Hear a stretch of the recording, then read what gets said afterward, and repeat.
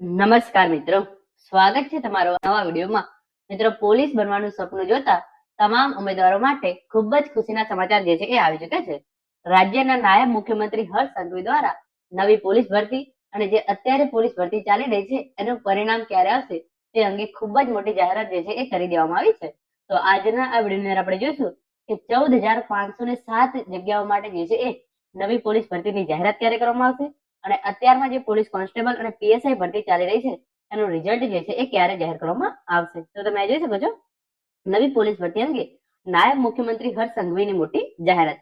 14,507 જગ્યાઓ માટે નવી પોલીસ ભરતીની જાહેરાત આ મહિનામાં જ કરવામાં આવશે.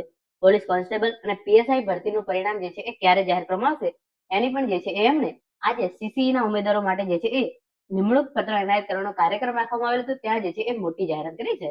તો પહેલા તમે જે છે આ નાનકડી એક ક્લિપ છે એ જો એની અંદર એમણે જે છે એ નવી પોલીસ ભરતી અંગે અને આ ભરતીનું પરિણામ ક્યારે આવશે એના અંગે જે છે એ વાત કરેલી છે. તો તમે હવે આ ક્લિપ જે છે એ જો. એની સાથે સાથે મુખ્યમંત્રી શ્રી ભૂપેન્દ્રભાઈ પટેલના માર્ગદર્શનમાં ગુજરાતના યુવાનોને વધુમાં વધુ તક મળે તે માટે ગુજરાત પોલીસ વિભાગની ચાલુ મહિનામાં જ ગુજરાત પોલીસ દળમાં કુલ 14,507 નવી જગ્યાઓ માટે ભરતી પ્રક્રિયા જાહેર કરવામાં આવશે, જેમાં પીએસઆઈ, લોકરક્ષક જેવી મુખ્ય કેડરના 13,591 જગ્યાઓ અને ટેકનિકલ કેડરની 916 જગ્યાઓનો સમાવેશ થાય છે. આ ઉપરાંત મેં કહ્યું એ પ્રકારે 12,500 યુવાનો જેને પરીક્ષા આપી છે, પાસ થયા છે, એવા સૌ લોકોને બી ટૂંક સમયની અંદર એમને એનાયત પત્ર આપવામાં આવશે. આપ સૌ યુવાનોને રાજ્યમાં જે ખૂણેથી જે સપનું જોઈ છે કે સરકારી નોકરી કરવી છે, એના માટે આનાથી સારો સુવર્ણકાલ આવી જ ના શકે. એ પ્રકારની વ્યવસ્થાઓ, ઝડપથી પરીક્ષાની વ્યવસ્થાઓ, સારી રીતે પરીક્ષા થઈ શકે, હકદારોને નોકરી મળી શકે તે માટે ભૂપેન્દ્રભાઈ પટેલની સરકાર દ્વારા એક પછી એક મહત્વના નિર્ણય લેવામાં આવ્યા. સફળતાપૂર્વક પરીક્ષાઓ પૂર્ણ થાય છે અને નોકરીના એનાયત પત્ર બી ઝડપથી લોકોને આપવામાં આવે છે. તેનો જીવતો જાગતો અને સૌથી ઉત્તમ ઉદાહરણ એ આજનો કાર્યક્રમ છે. આપ સૌ લોકોને ફરી એકવાર ખૂબ ખૂબ શુભકામનાઓ, ખૂબ ખૂબ આભાર.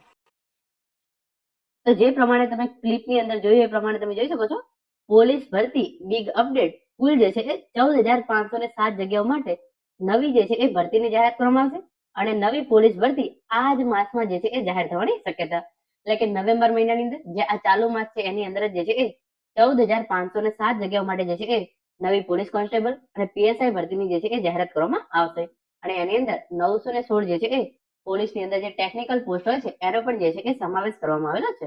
આગળ તમે જોઈ શકો છો ચાલુ પીએસઆઈ એલઆરડી ભરતીના નિમણૂક પત્ર પણ જે છે એ ટૂંક જ સમયમાં અપાશે. આ માહિતી નાયબ મુખ્યમંત્રી હર્ષ સંઘવી સાહેબની જે છે એ જાહેરાત આધારે વેરીફાઈડ છે.